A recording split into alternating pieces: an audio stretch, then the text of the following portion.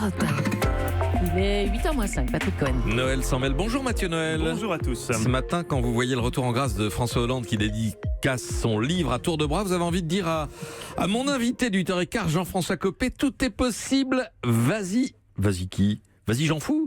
Et oui Patrick, Jean Fou, je l'appelle comme ça, a clairement une carte à jouer. Car sur une musique de Gérard Joannès qui vient de s'éteindre, Brel disait « Il faut oublier, tout peut s'oublier ». Il aurait pu ajouter « surtout en France ». Puisqu'en effet, en mai 2017, il quittait l'Elysée avec une cote de popularité à 19%.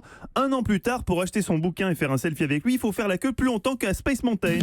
Le Parisien aujourd'hui en France parle même de Hollande Mania pour décrire l'engouement populaire suscité par la tournée de dédicace de l'ancien président, qui après donc avoir été moqué, flambisé pendant 5 ans, réalise avec joie que son plan Alzheimer n'a pas marché. Tout le monde a oublié ses conneries, tout le monde l'adore. Il faut se pincer quand on lit le papier du Parisien aujourd'hui, puisque des mots qu'on n'aurait jamais pensé voir associés à Hollande, comme foule, hystérie, reconnaissance, excitation, sont employés pour décrire l'ambiance de ces séances de dédicace.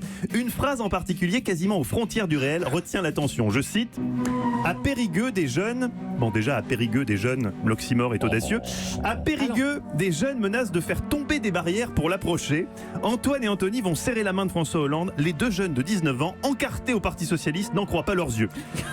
Tant d'éléments dans cette phrase appartiennent au registre de la science-fiction qu'il nous faut l'analyser. Déjà, des jeunes encartés au Parti Socialiste. Ça alors. Bah oui, rien que ça, Patrick, c'est déroutant. Et puis il y a cette hystérie. Hollande, pour eux, c'est Justin Bieber. Pour accéder au plus vite à l'ancien président, ils sont prêts à faire tomber des barrières.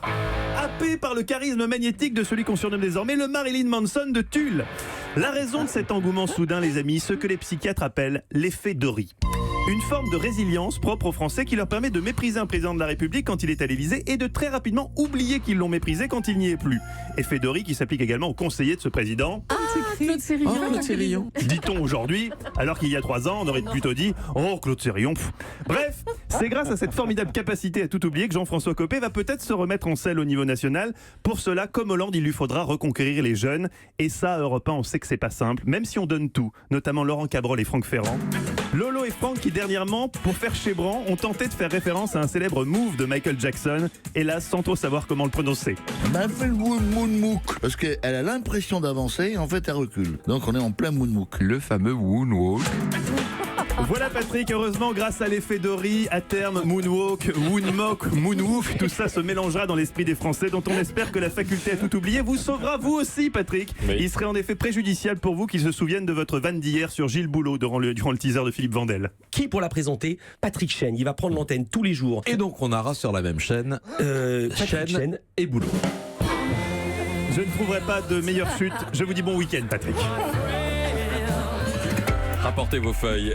Rien ne s'oppose à midi tout à l'heure. Un tout petit mot. Enquête sur le recyclage des médicaments avec Mélanie Gomez et bilan du Festival de Cannes, surtout ce qu'il a bu au Festival de Cannes avec Mathieu Charrier. Europe 1.